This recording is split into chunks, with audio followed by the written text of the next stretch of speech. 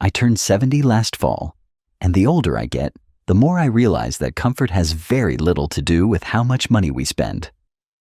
I used to think that working hard and earning more would naturally bring a more comfortable life, but over the years, I've learned something much deeper.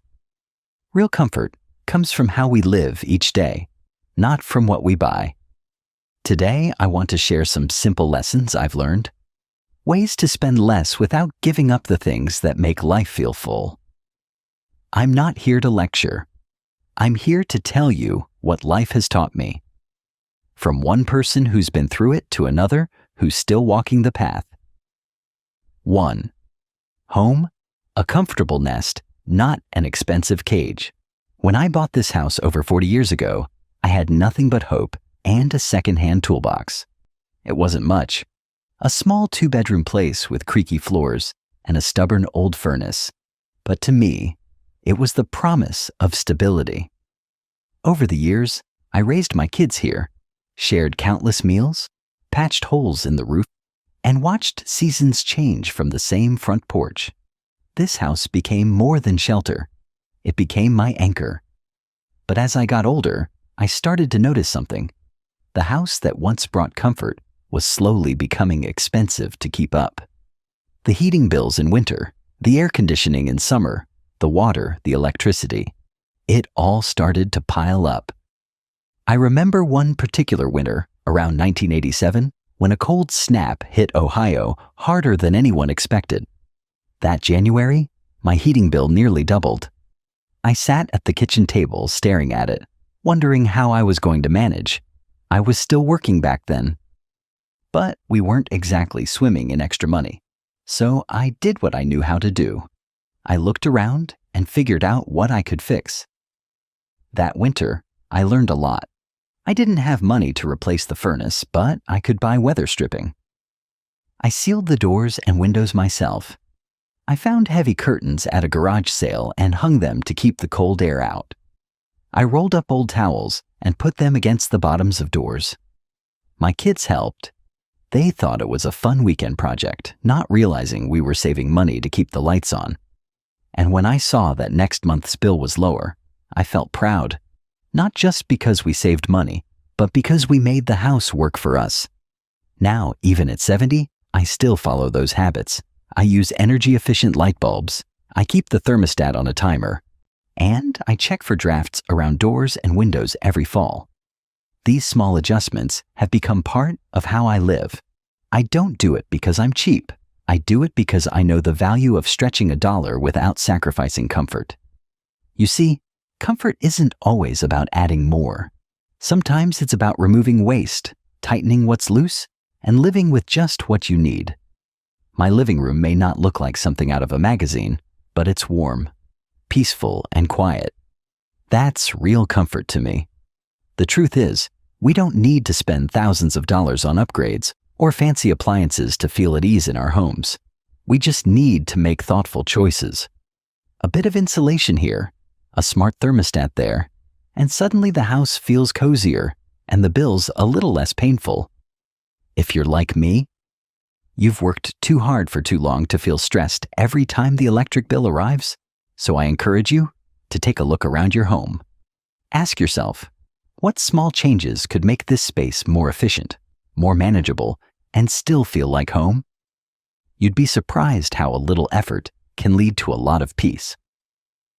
2. Cooking for one, but not alone. After my wife passed, the kitchen got very quiet. For months, I couldn't bring myself to cook anything more than toast or soup from a can. The idea of preparing a full meal, just for me, felt too heavy. What was the point, I thought, if there was no one across the table? But one afternoon, my granddaughter came over. She opened the fridge, looked around, and asked me with that sweet honesty only kids have, "Grandpa, what do you eat?" I laughed, a little embarrassed, and told her mostly sandwiches. She gave me that look, you know, the one kids give you when they know you're not doing something right, and said, "Let's cook something." That day, we made vegetable soup. Nothing fancy, just carrots, potatoes, celery, and a bit of chicken broth. It smelled like memories. As we chopped and stirred, I felt something I hadn't felt in a while. Warmth. Not just from the stove, but from the act of doing something meaningful again. Sharing, even if it was just with her. That night, I packed the leftovers into small containers and froze them. The next day, I had a warm meal without lifting a finger. And just like that, cooking wasn't a chore anymore. It was a small act of care.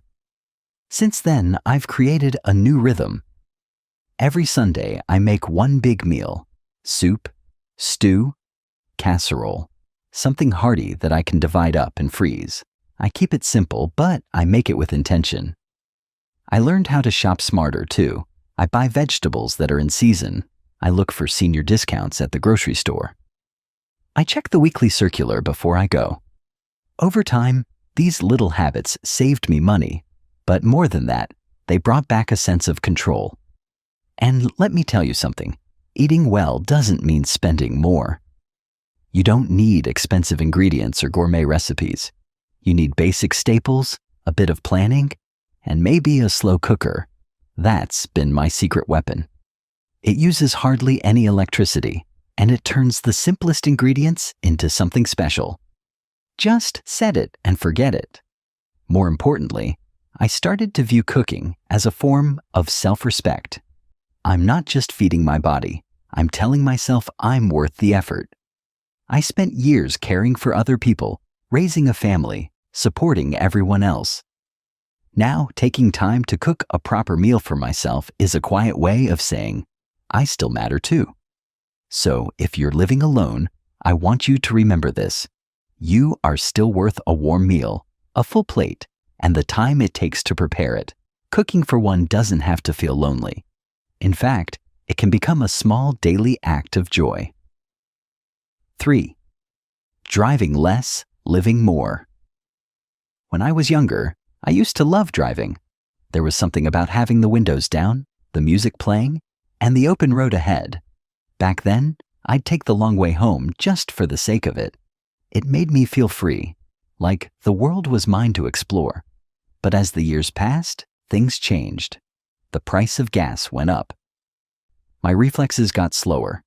And honestly, traffic started to make me more anxious than excited. These days, I drive a lot less. Not because I have to, but because I want to. I've learned that driving less doesn't mean doing less. In fact, it has opened space in my life for more meaningful moments. A few years ago, I noticed I was making short trips to the grocery store 3 or 4 times a week. I'd forget something here or crave something there, and I'd hop in the car without thinking. One month, my daughter pointed out how much I was spending on gas, even though I rarely went anywhere far. That hit me. I started keeping track, and she was right. I was burning gas and money without realizing it. So I made a small change. Every Sunday evening, I sit down and plan out my week. What meals I'll cook, what errands I need to run, who I might visit. Then I try to group everything into 2 trips during the week. Monday is for groceries and pharmacy, and Friday is for anything else. It might sound simple, but it cut my driving in half and my gas bill along with it. Sometimes, my daughter or grandson picks me up if they're going that way. I used to feel guilty asking, but now I see it as a chance to spend time together. We chat in the car, grab a coffee, or just catch up on life. Those little rides became more than transportation. They became moments of connection. Walking also became part of my new routine. I don't go far, just around the block in the morning. I say hello to neighbors, watch the trees change with the seasons, and let my mind wander. It's peaceful. It clears the noise from my head, and it's completely free. That's a kind of richness you can't buy. I've also learned to use local senior services for rides. In my town, there's a program that offers discounted transportation for doctor appointments and shopping. At first, I was hesitant. I didn't want to feel like I was depending on anyone, but once I tried it, I saw how helpful it could be. The drivers were kind, and I didn't have to worry about parking or traffic. Here's what I want to say. Slowing down isn't the same as stopping. Just because I drive less doesn't mean my life has shrunk. If anything, it feels fuller. I spend more time in meaningful places doing meaningful things. And I don't feel rushed. So if driving has become stressful, expensive, or just not worth it some days, give yourself permission to do less. Plan smarter. Ask for help when you need it. Take a walk instead of a ride. Because sometimes, the less you move around, the more you actually see. 4. Buying less, but buying smarter. I used to think a good deal meant paying the lowest price. I'd go straight for the sale tag, grab the cheapest option, and feel like I outsmarted the system. But over time, I realized that cheap doesn't always mean smart, and it almost never means lasting. I'll tell you about the pair of shoes that changed my thinking. I bought a pair of bargain sneakers. Looked good enough, price was low. But after 2 months, the sole split open. I had to buy another pair, then another. After the third one gave out, my son finally said, "Dad, maybe it's time to invest in something better." So I did. I spent about $30 more than usual and bought a pair that was built to last. That was 4 years ago. I'm still wearing them. That taught me something. Sometimes buying cheap is expensive in the long run. Now, before I buy anything, especially something I'll use often, I ask myself 3 questions.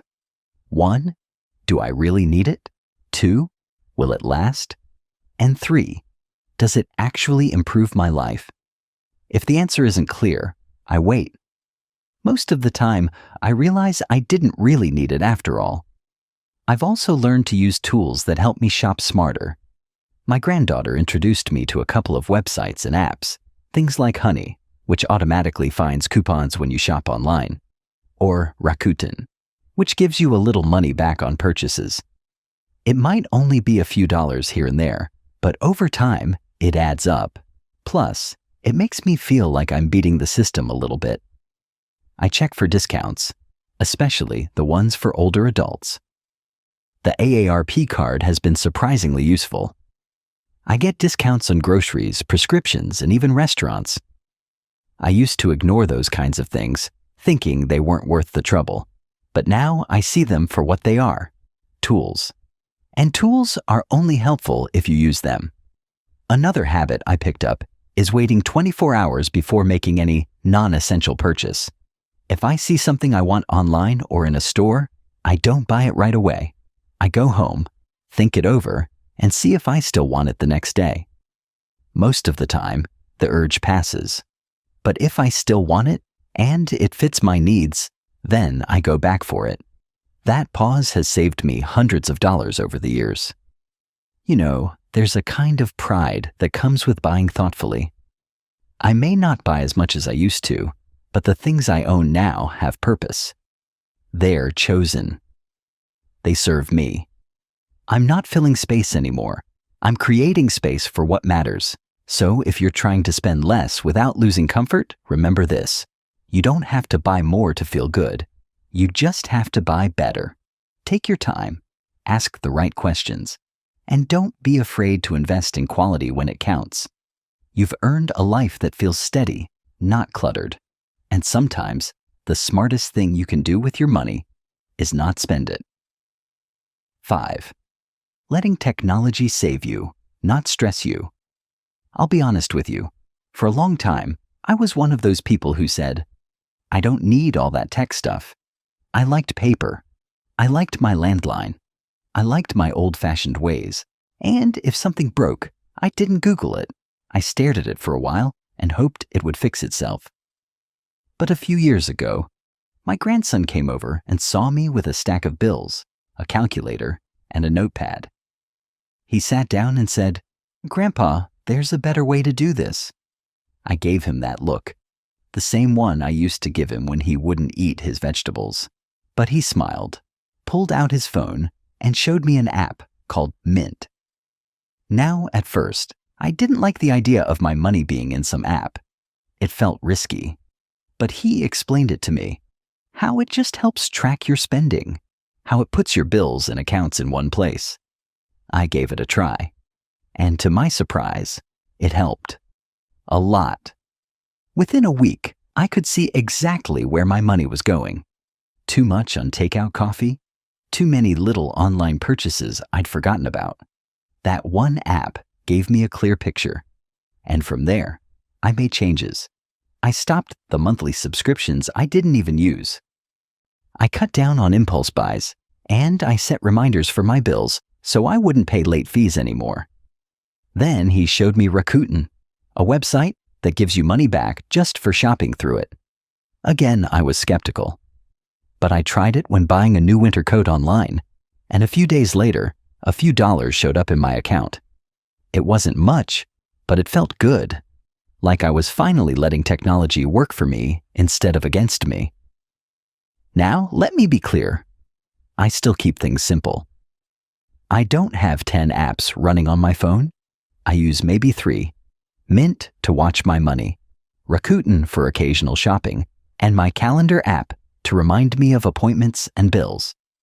That's it. The truth is, you don't need to be a tech expert to benefit from technology. You just need to be open to learning the basics. Ask your kids or grandkids to walk you through it. Write things down. Make it a learning moment, not a stressful one. And don't be ashamed if you have to ask twice or 5 times. This stuff wasn't made with us in mind, but that doesn't mean we can't use it to our advantage. Technology, when used right, can help you save hundreds of dollars a year.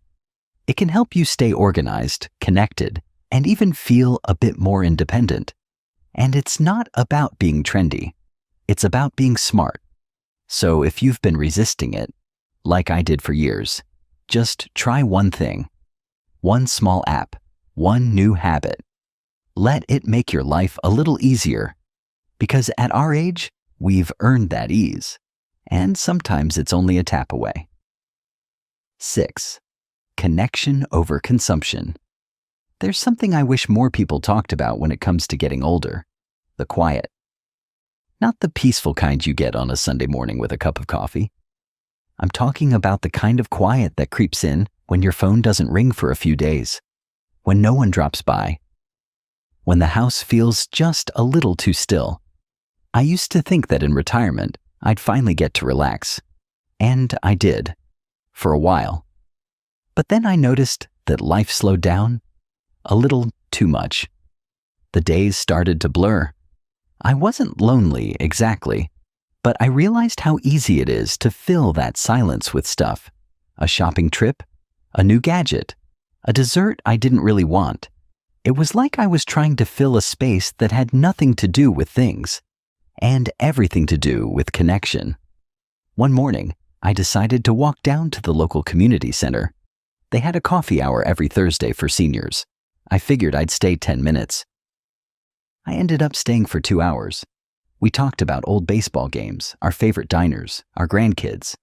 No one tried to impress anyone. No one cared what kind of phone you had. We were just people talking.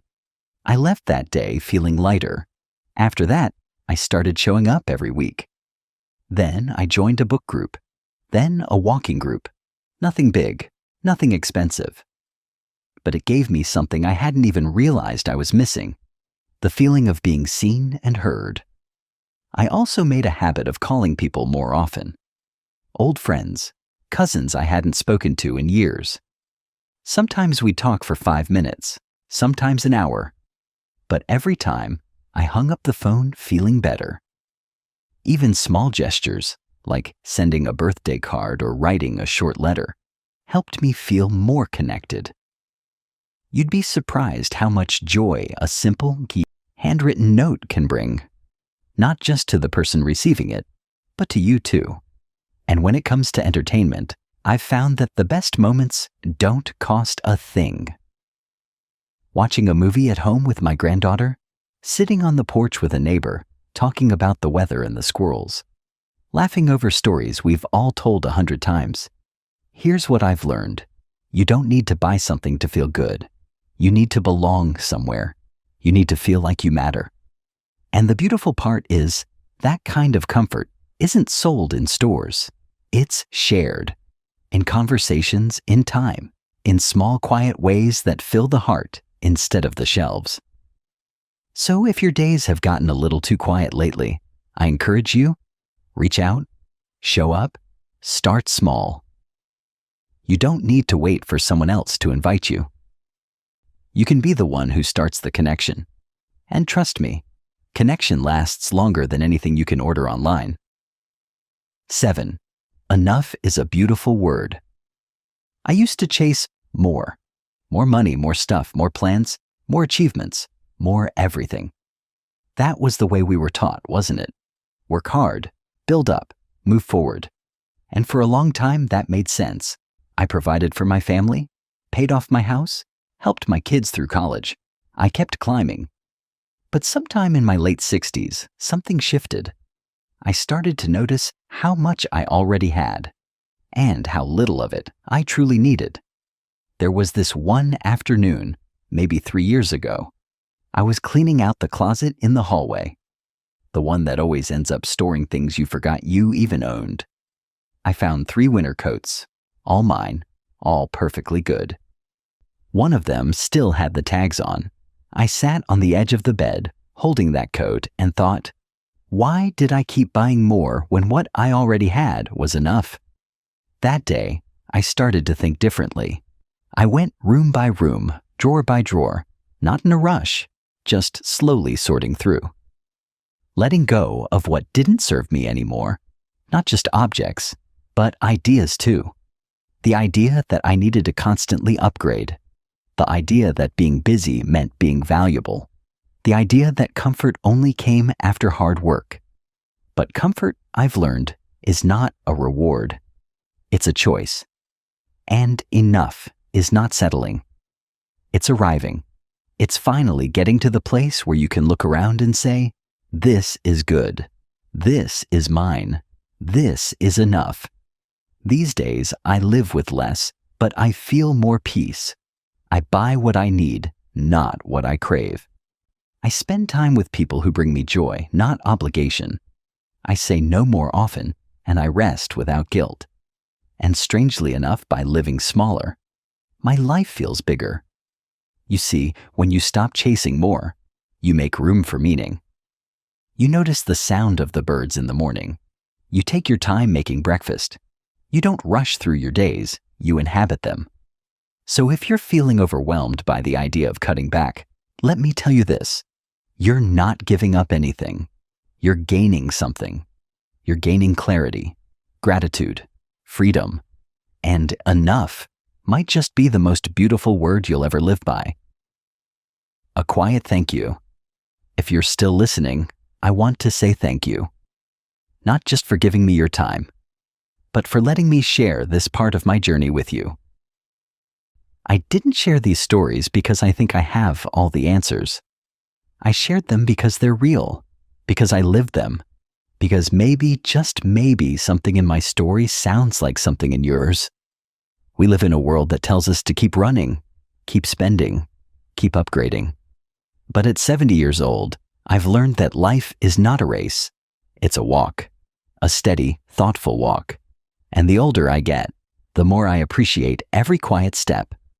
So wherever you are in your own story, whether you're downsizing, adjusting, grieving, healing, or just trying to figure things out, I hope you remember this. You don't have to give up comfort to live simply. You don't have to spend more to feel rich. You just have to pay attention to what truly matters. Take care of yourself. You've earned that right.